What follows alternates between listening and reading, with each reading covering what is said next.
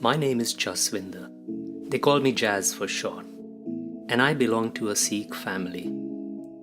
I consider my background as diverse as the places I grew up and lived in.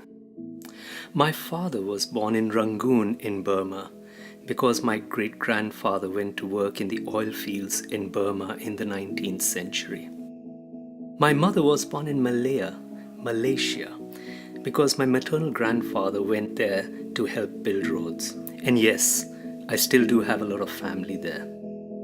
During the 60s, my father moved from India to Ghana.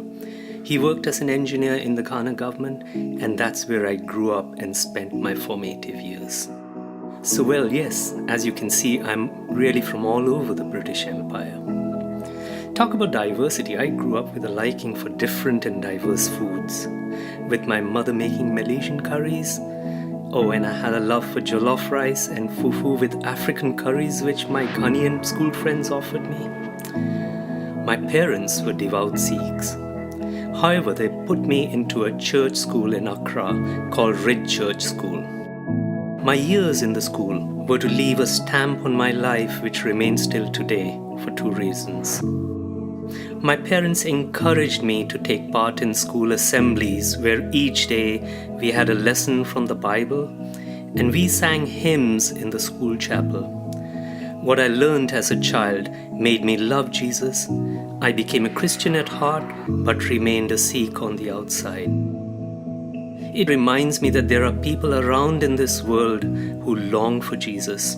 They may be following a different religion and being somebody else on the outside, just driven by cultural or family pressures, but longing for someone to reach out to them and bring them to Jesus. The second reason is no less profound. I realized when I went into the school there were expatriate children from almost 40 different countries there, including Ghanaians, and I was just about the only Sikh boy with a top knot. The most amazing thing was, we, as children, never saw each other as different, though we were of many different colors and races. The concept simply didn't exist. In hindsight, we were never aware of the differences in our color or backgrounds.